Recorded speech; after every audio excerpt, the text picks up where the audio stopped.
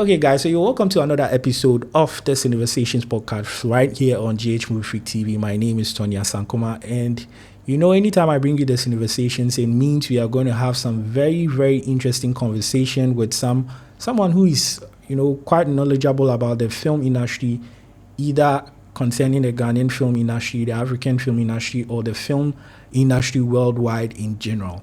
But before I go on to introduce my guest, please do well to subscribe to this channel if you already haven't.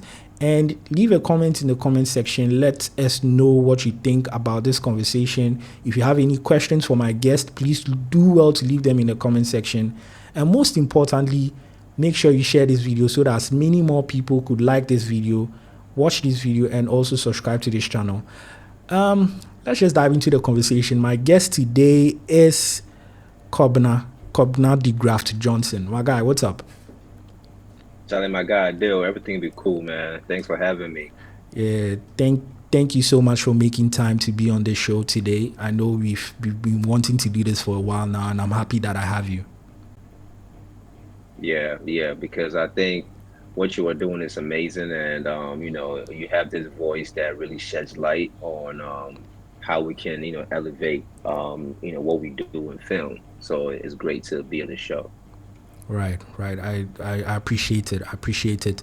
Today you and I are going to have the plan is to have a conversation about what your thoughts are as a filmmaker in the diaspora of the Ghanaian film industry. We are going to have a conversation about that basically, but before we dive into it, let's just get into getting to know a bit more about you and your part as a filmmaker. So to this point. So my first question to you would be, can you just tell me a little bit about your background in filmmaking, either here in Ghana or in the States where you are? Sure. So, for me, just to take it a step further, I guess my study or focus originally was, I studied to be an accountant. Oh, wow. So, during the career in accounting, I kind of wanted more from life, and accounting was in delivering. So I began in photography, and then Yeah. that slowly evolved into an opportunity in video. And after I completed my first wedding, my clients were so happy, and the joy that they got and the fulfillment that I received, I just realized this was something I could do easily, and it came to me naturally. So I needed to develop it, and that kind of led into more opportunities in video, and then slowly led into film. And since then, I've done, music videos, I've done documentaries, I've done some stuff with Vogue, I've done some stuff with Brussels Airlines, I've worked with BET, I've worked with some streaming channels, and yeah, just continue to create opportunities for myself in this field. Wow, that's very awesome. You seem to have like a very huge depth of wealth in working both here in Ghana and also in the diaspora. That leads me to my next question. I want to know, what would you say is what really is the difference, again from your perspective, working as a filmmaker in the diaspora in the United States and also having done some work here in Ghana? So there's definitely, some differences, and there's definitely certain elements that are the same. So, as an independent filmmaker, the struggles will be the same no matter what country you are in. You always need money. You always need resources that you don't have to bring these stories to life. So those stuff are the same. But for me, working in Ghana, I love working in Ghana because the weather is only two types. It's either going to rain or it's going to be, sunny. So that really plays to, having natural light to be able to tell your stories without having to worry about, it being cold or, just whatever the weather might be in New York. But I prefer to work in Ghana because it's just people are very passionate, excited to be part of, the stories that we tell. And people are passionate and excited here as well, but I feel like here everyone, because it's America, so it's plenty stress, plenty bills, plenty things, so people are not as they're not able to move as the way they want because you have to go to work. Whereas in Ghana, people have to go to work, but I feel like the cost of living is very moderate, so it's not allowing you to. It gives you time to move. Yeah, yeah. I kind of understand what you mean, but I mean, I don't know. I'm sure if you speak to 10 Ghanaian film creatives, they'll tell you they'll rather choose working or being filmmakers abroad than being filmmakers in Ghana. Has there ever been a point where you felt that way? I mean, actually, I'm looking for the reverse. I'm looking to be in Ghana to make the films because one thing I've realized is in in this filmmaking space, I'd say about 99% of filmmakers know how to make a film. Now, when it gets to this side of the film business and distribution, which is all business, no creative, then it becomes very challenging. So then you don't know what to do next because the avenue that we tend to have is you make a film, it's supposed to go to your theater, and then some random person is supposed to come and buy it for you and then make some money and go make the film again. But that's not what happened. So for me, when I got into the film business, I didn't get into film to just make film. I got into film to understand the business. So when you start to understand the business of film, you realize that most filmmakers don't understand the business, and that's why the industry is stuck and it's very hard to grow because you can't grow something you don't understand. All right. I think that's very apt. You can't grow something that you don't understand. I, I think that's something that everybody that's watching this at the moment would love to take away. But let's just dive right into the cracks of the matter, like what you and I have been wanting to talk about. The Ghanaian Sure. film industry from the perspective of a diasporan filmmaker. From where you sit as a Ghanaian working as a filmmaker in the diaspora, what would you say or how would you describe the current state of the Ghanaian film industry? I mean, so for me, I've seen some amazing films that have come from Ghana, like, like my brother Pascal. There's Peter, there's Shirley, there's these people that have done phenomenal work in the industry, and they've left their mark and they continue to make great projects. The Ghana film industry is very much an independent film industry, meaning like Yeah. everybody, does the film and then they showcase it. But when it comes to really pushing the industry forward and like growing it, that requires a collective effort. So we can all come together and take one step that is very, very unison, right? Yeah. And coming together is the challenge because are we coming together on the story or are we coming together on the business? I like to come together on the business because the business, once again, is what grows the industry. Because you can have a great film, but if you have a great film and you don't know how to monetize it properly, then you kind of leaving money on the table, and that same money is what you might use to reinvest back in your production to do more things. And I think that real conversations. How can we help each other and grow this industry? Because you've heard this save us, and I feel like in our country there has been this notion that the government will come and save us, somebody will come and save us, and it's like some of the challenges that we are facing is the same challenges that filmmakers from 50 years ago faced because we are complaining about the same things they were complaining 50 years ago. So that tells me that either we are the majority of people are complaining and not making actionable steps on like what can we do together to continue to progress. And I think if you look at Kumawood, there was a time there was no Kumawood, but Kumawood created its own industry that sustained what they were doing. So it's almost like they have the passion to create their own industry. Now it's just a matter of taking that industry global. So there's so much we can learn from the Kumawood formula. Right. Right. I I do see what you mean, especially from the aspect of like a lot of Ghanaian creatives wanting to see what government is going to do next to help support their industry. You know, I've personally been the kind of person that says, let's not think so much about what government is supposed to do. Let's do what we can, and hopefully government will start to pay Right. attention. And I'm happy you spoke about that. Also, speaking on Exactly. Kumawood, I mean, this was not one of the things that I wanted to ask you, but speaking of Kumawood, what would you say again, looking from the outside in, what would you say is your perspective of, or how do you see Kumawood films? Like, when you think of Kumawood, what's the first thing that comes to mind? First thing that comes to my mind is like they have an audience. They have an audience. So when they make their film, the audience comes to watch it. No matter what anyone is saying, they have a built-in audience. That's why they continue to thrive, right? And when you have a core audience for your products, all you can do is continue to, give them the product and then continue to grow the audience.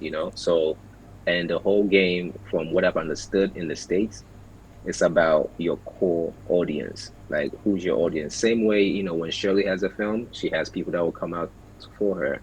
When Peter Sedifia has a film, he has people that will come out. When Yvonne Nelson, same thing, people will come out. But we have small pockets of audience versus like really bringing, the collaborative effort on the top, bringing all these people together to support the industry as one versus it being split. Right, right. That's a very interesting perspective, and I'm also eager to know. I mean, speaking about access to Kumawood or access to Ghanaian films in general, right? Again, from your perspective as someone in the diaspora, you are first of all, let's say, a fan or a consumer of film before a filmmaker. How has that been like Right. getting access to Ghanaian films? Oh, so there are certain films that are on YouTube, like the very old films like I Told You So, Road to Kukumantimi, Love Brewed in the African. So I do my YouTube, and then also there are films that I watch like Keteke. Is it Keteke? I Yeah, think that was by Peter yeah, Sedufia. I think That's it's on KTK. Yeah, Netflix. that's on Netflix. Yeah, yeah, that's on Netflix. I watched Gold Coast Lounge. That's also on Netflix. So there are titles that you find online through Tubi, Netflix.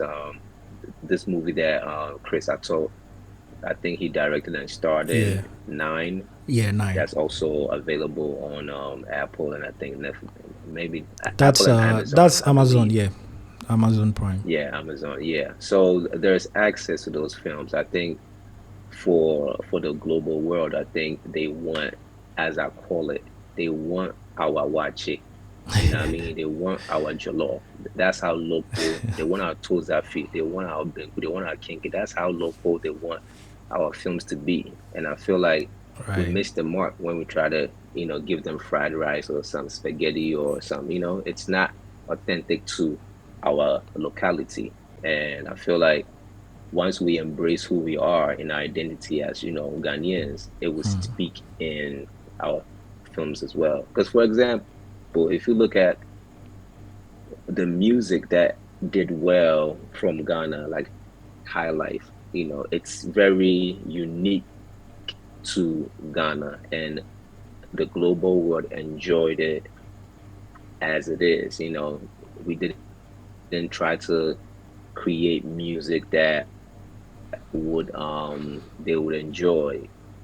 We created music that we would enjoy, and then when they played it to them, it sounded different from anything they've heard, and they embraced it as like this is a different culture. And I feel like people want to embrace your culture in its authenticity, you know what I mean? Versus like diluting it so that it can fit the global um, taste levels. So my next question to you would be, having filmed here in Ghana and also Okay. having filmed like in America, what were some of the challenges that you faced that that is so obvious or makes it to a certain degree discouraging for you to want to like film here in Ghana? So, my experience, because I grew up in Tema, right? Right. So I grew up in Tema until the age of 19 before I traveled out. So Okay. I have relationships, I have people, I have friends, and I'm rooted in, Yeah. So when I'm filming in Tema, it's a beautiful, help me out on set. I'm able to create opportunity for the young kids to come and learn, learn things about Filmmaking. Yeah. film because I had these two guys where because they've been on my set, one has picked up to be a graphic designer Oh. and one wants to be an editor.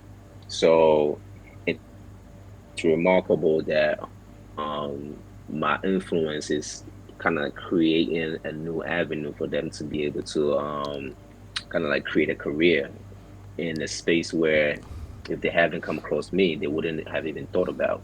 Right. And also filming in Ghana for me, it's always because the reality is like the cost of it is much favorable in Ghana, right? So Okay. on the dollar goes a long way I in don't know. Ghana I don't know if it's going to be the versus same now. filming in the States. And Yeah. then filming in the States, there are unions, right? So Mm. if you have an actor that is a union actor, right, Yeah. rules on how to engage with that actor on set, Right. right? So it's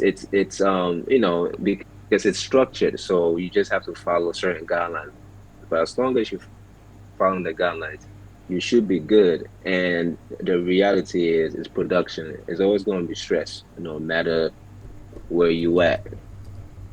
But I love filming in Ghana. I love the sunsets. I love the weather. I love the food. I like to have watch on set, jollof on set. I personally love filming in Ghana. Wow, that's interesting. I I I I liked what you mentioned about there being unions and all of that. And that's actually, well, we do have unions or guilds here in Ghana. You know about the Ghana Actors Guild. You know about the Directors Guild of Ghana, and I think the Producers Guild and some other guilds that exist in Ghana. But personally, I've always felt that they haven't been as effective as they are Yeah, supposed to be. Yeah. which I'm part of. Oh, which one? Which guild are you part of here in Ghana? I'm part of the Directors Guild, Oh, but okay. I joined on the Directors Guild, and I joined to really get an insight of what is happening because I don't like to speak from a outside place when I don't know, what is happening. And like you said, it's true. The effectiveness of it is it's you don't feel it. You don't feel the effect, because it's like, what's the point of this guilds? I don't even know. You see what I'm saying? I don't even know. But I wanted to be a part of it to see how I could help. And I can imagine that even you trying to help, you might come across as like poking the bear essentially, or you might come across as trying to I don't know, rifle feathers or whatever. I can imagine, or you haven't experienced or encountered that in any way. I mean,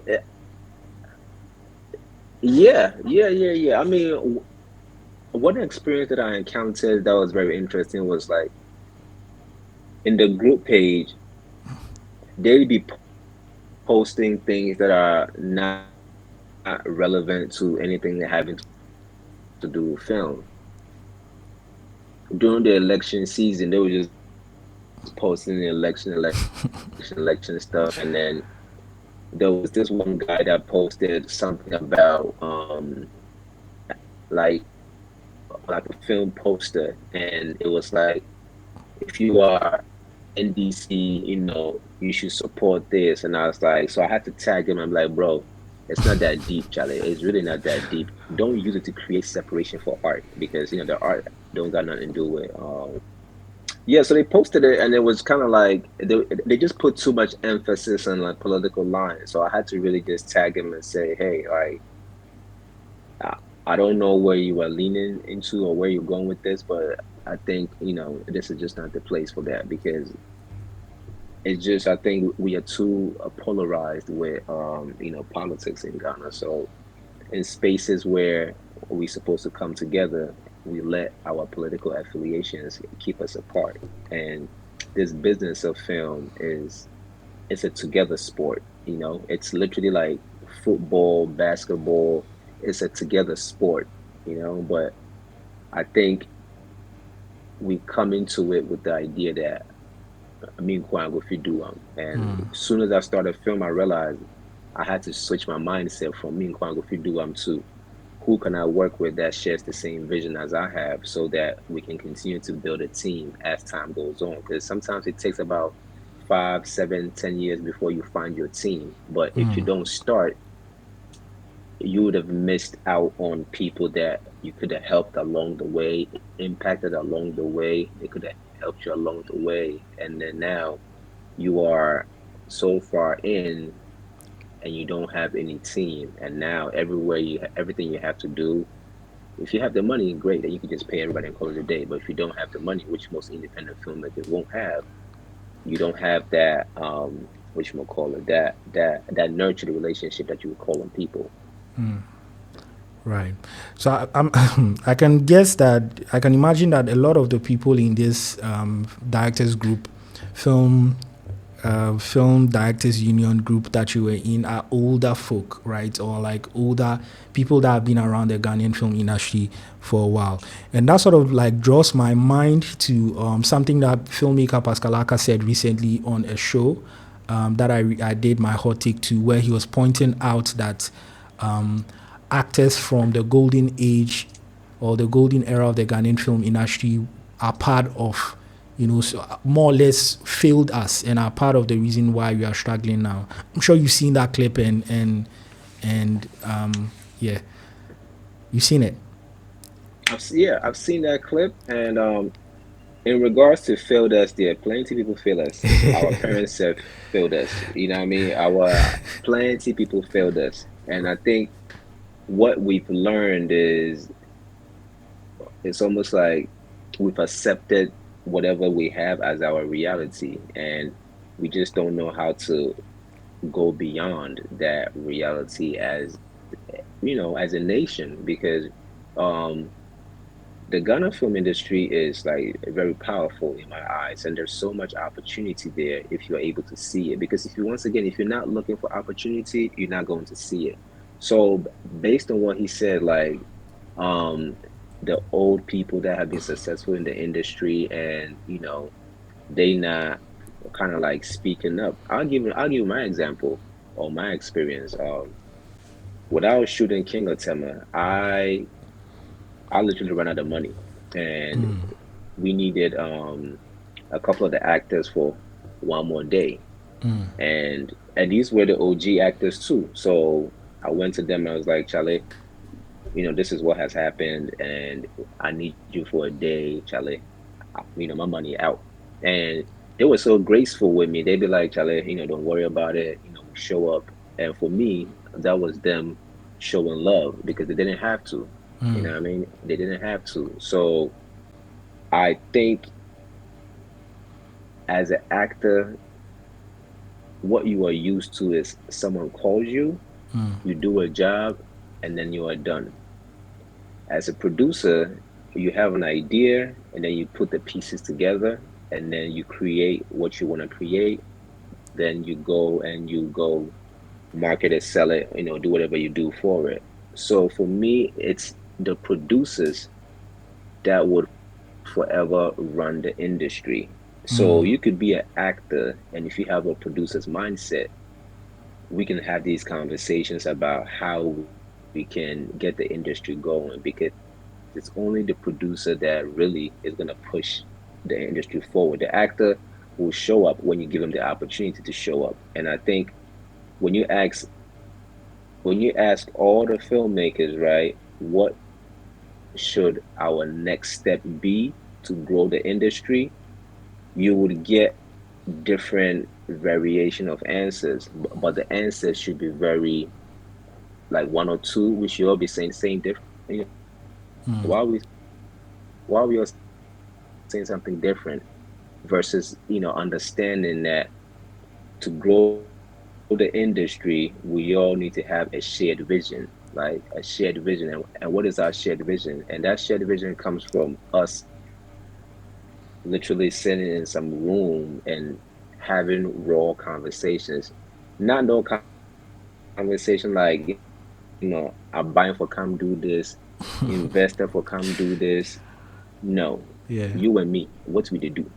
And if we're able to solve it between 5 people around the table, to me, it's we've solved the problem that is big in a smaller scale, and then we can continue to build it out, because the problem is big, like throughout the logistical chain, distribution problem, royalties problem, getting your stuff on TV problem, getting your stuff on, it's like plenty problems. So it's like, what is our first problem that we need to solve?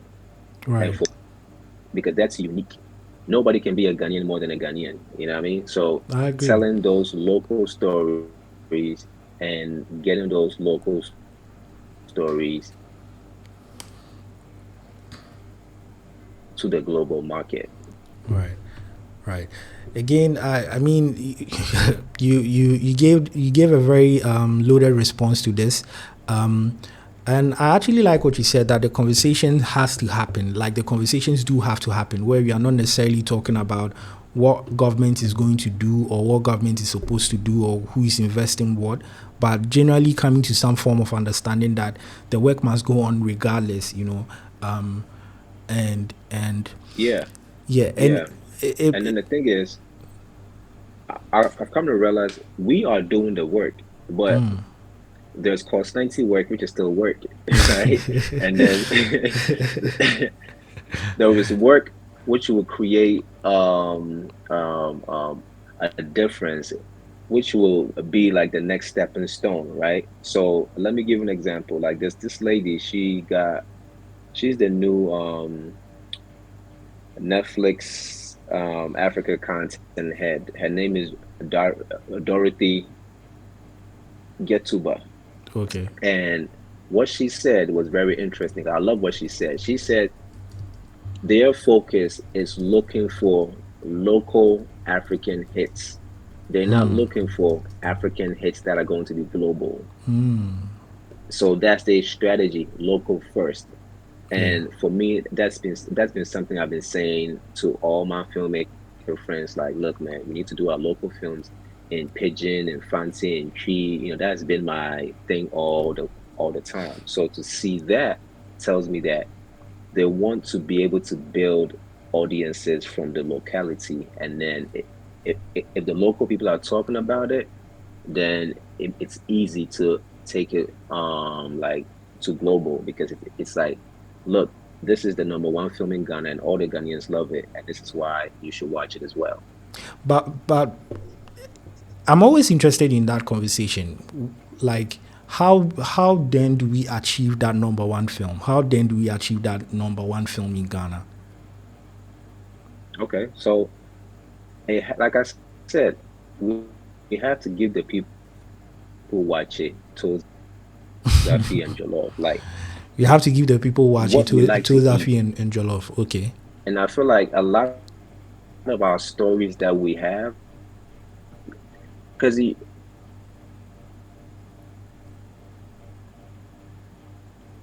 that's the local that's the local version of it. Because this is the thing I come to realize: some of the films that we have, they are great films, but they do not relate to the people that live in the country.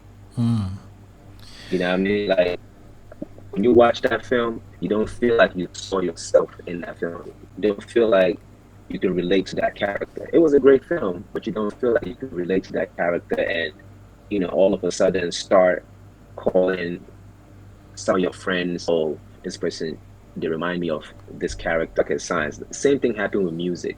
Music, if you look at Sarkodie, he took his tree, it went global. If you look at all the high life people, it was locality, it went global. If you look at our fashion, it's the local prints, it went global. If you look at our food, it's the local food that goes global. So it's the culture of where we come from is what's supposed to be reflected in film as well. You know what I mean? And I feel like sometimes, we make film book long too much, and like we're doing too much, trying film. It has to be this way, it has to be this way, it has to be this way. And it's just kind of like have fun with it, because our cinema doesn't have a voice. So we are allowed to make mistakes. We are allowed to just have a good time and then find a system that works for us. We don't need to tell $100,000 budget movies. We don't need to tell $50,000 budget movies. We need to tell movies that can be filmed at $20,000 and $30,000 and stay there,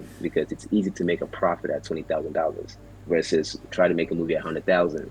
And we need to be able to have a formula that is sustainable at $20,000, because that's the reality of our market. Our market is not the U.S. market where we need to have $300,000, at least not right now. Right now, figure out how you can make $20,000 movies and make a profit on it. But I mean, I see what you're saying. I have my personal reservations about that, because I feel like, and I'm going to go into it so that we have this conversation. I feel like when we say we are allowed to make mistakes, I think we've been making the mistakes for years, right? But what's the point of us making the mistakes if the mistakes don't improve, right? Like don't improve us, right? Because I believe that generally is one of our problems. There is the audience here, or the Ghanaian audience, has also, regardless of their need for what is Ghanaian, have also been exposed to everything else, right? And everything else looks good, looks attractive, looks well made, looks more enticing to them, right? And you can't blame the audience for having developed an acquired taste and you not being able to, meet that acquired taste, right? So I feel like we've been making the mistakes for years, but that has to change. At this point, we shouldn't be making certain mistakes in filmmaking. At this point, we shouldn't be telling stories that are loosely written, or we shouldn't be having narratives that don't convey anything, are just there for the entertainment value of film, right? Because there are several examples that this Ghanaian audience has been exposed to where they go in not understanding the culture, they go in not understanding even the context of the story being told, but they enjoy it, they get the message that it's being conveyed, and they walk away satisfied, right? So that would lead me to a question that I want to find out from you. What do you think really can be done from us?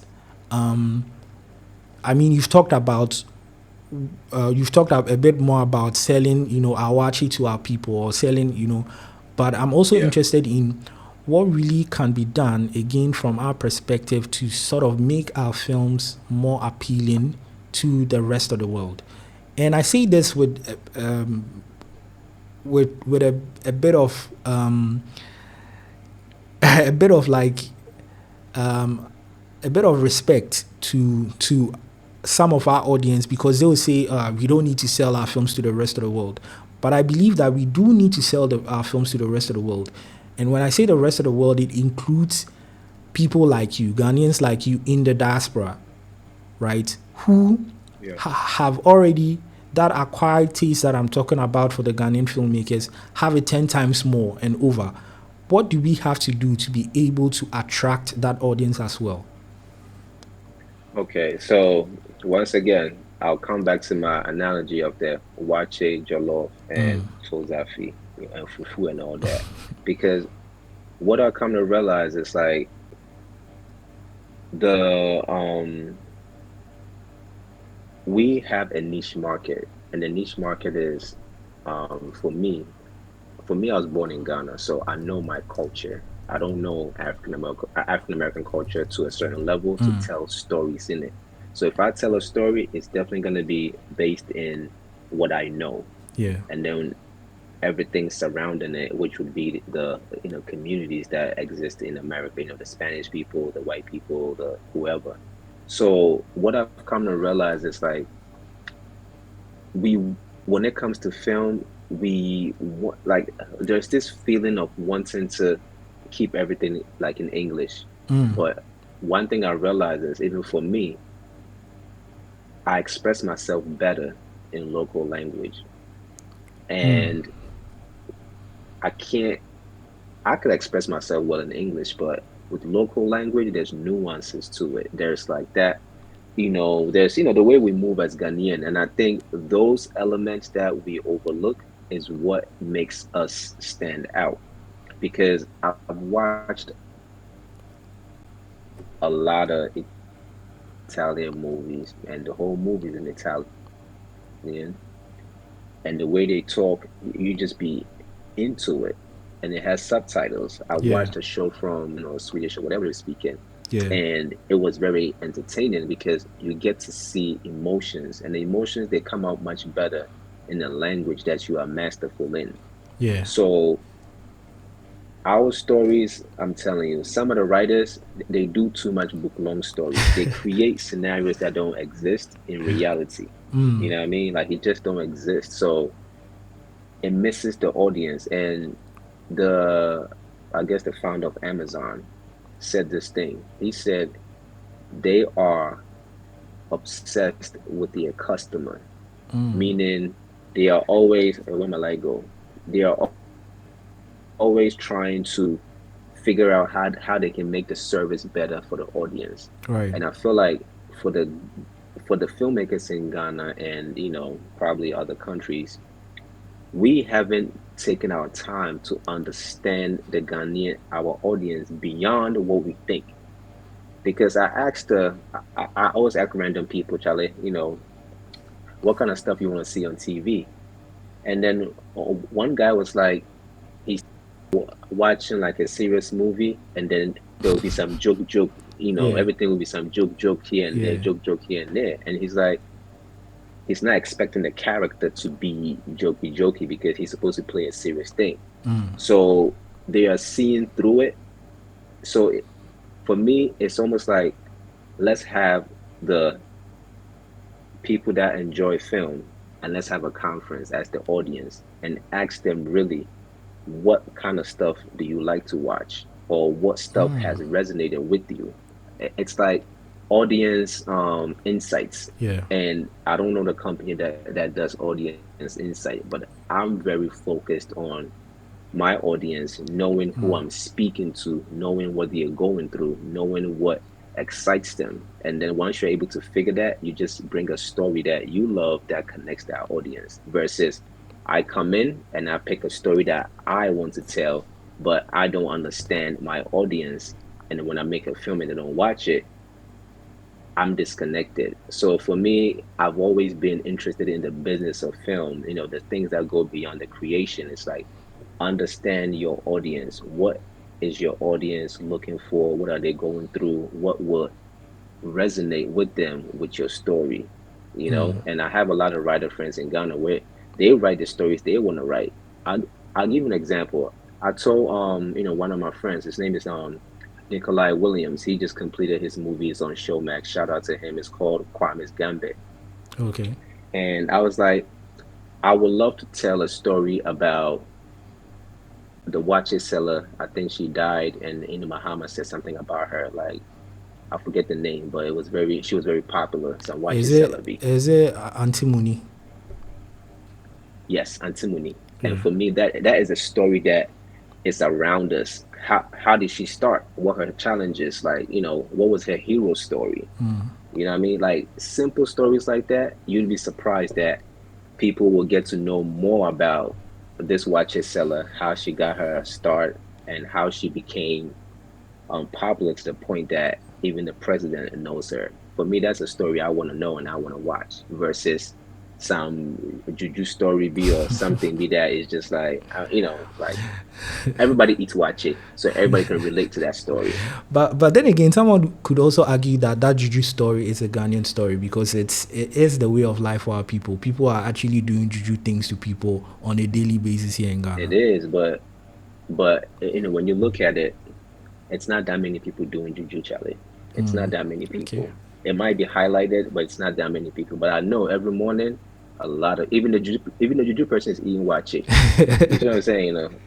So those stories are stories that connect to us because why is her wache good? How's she cooking it? You know what I mean? Like, what time is she waking up?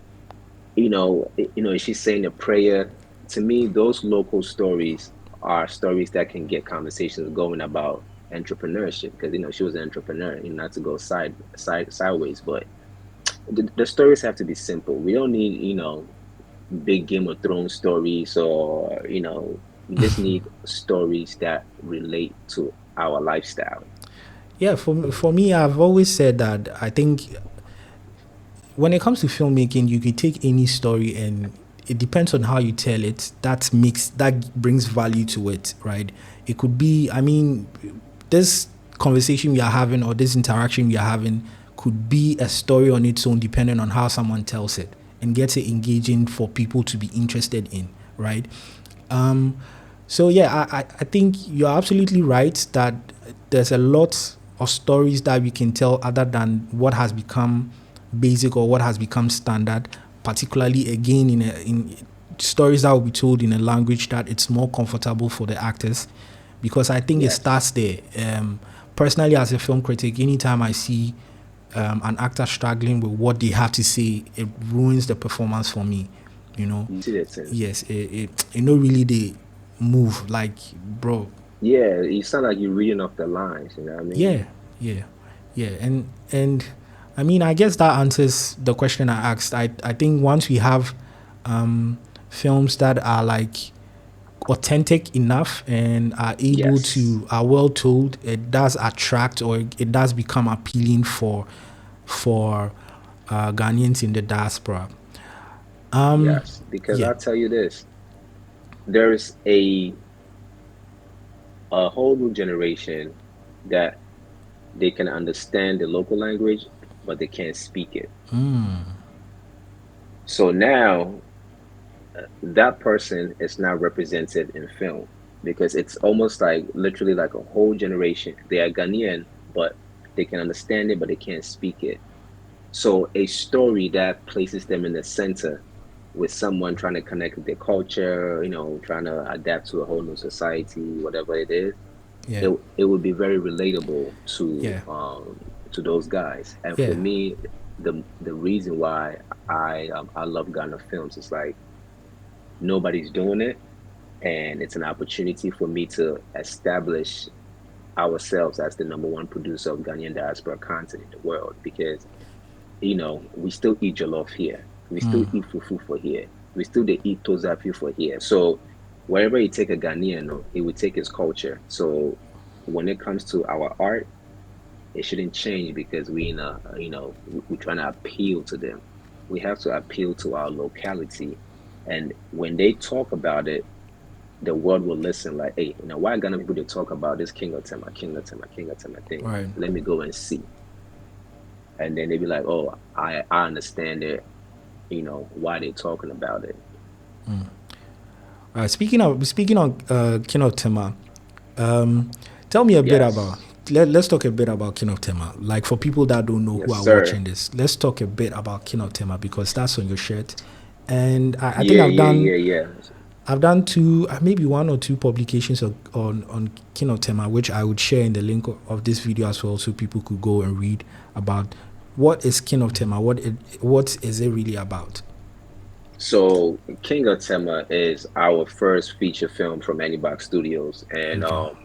it follows a young boy by the name Pakwesi who's really just trying to find the fastest way to make money so he could save his mother and pay for her cancer treatment.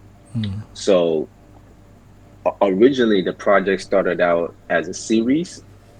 So we produced a pilot, Yeah. which is probably going to be released soon, before the movie.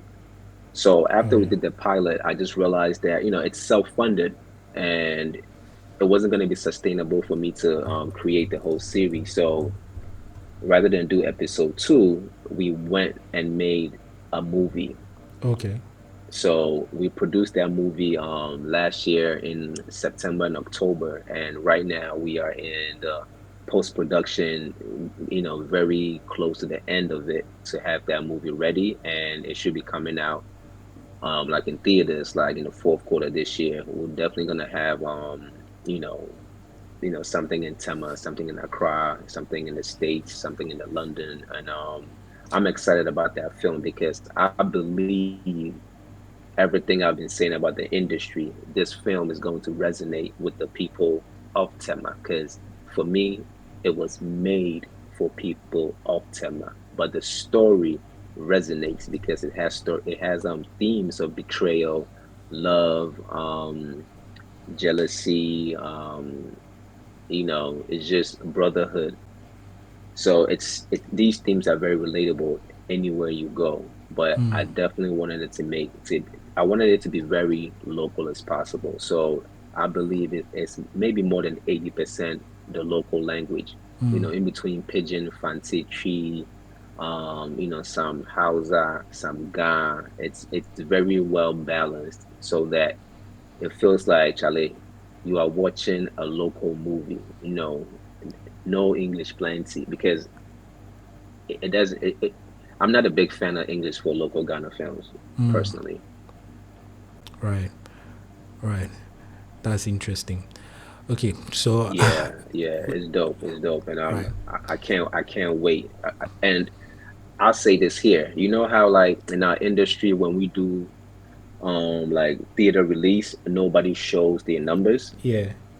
I intend to put it all out there. So all our Oh. box office numbers will be put out there so you can see if it's good. Whoa. If we made money, great. If we didn't make money, oh well, on to the next film. But we are going to be transparent so that, we can lead the way in really allowing people to see the business because I feel like that's also one aspect where people can't tell if you made money or didn't make money. So why should I invest, right? Yeah. And Yeah. then I feel like as an investor or anybody that's interested in the numbers, whatever the numbers show allows them to say, okay, it can either go higher or it can go lower, but Yeah. they have the numbers to make better decisions. So our intention is to be very transparent. Whatever the box number is, that's what's going to come out so that everybody knows. Right. Okay. Interesting. So you shared with me a link. You shared with me a link for what's it called? I think it was Tunto and Buga, right? Yeah. Okay. Yeah. So can you tell me about that? And do I get to share with the audience as well? Those who be watching this, or I can share it yet? No, not yet, not yet, Cool, not cool, yet. We cool. could talk about it so they know about it. All right. Tell me Yeah. about it. So that scene is that scene is where Buga meets an old associate that And robs him. these are So they characters from King finally of Tema, catch up right? to him. These are characters from King of Yes, Tema. the movie. Okay.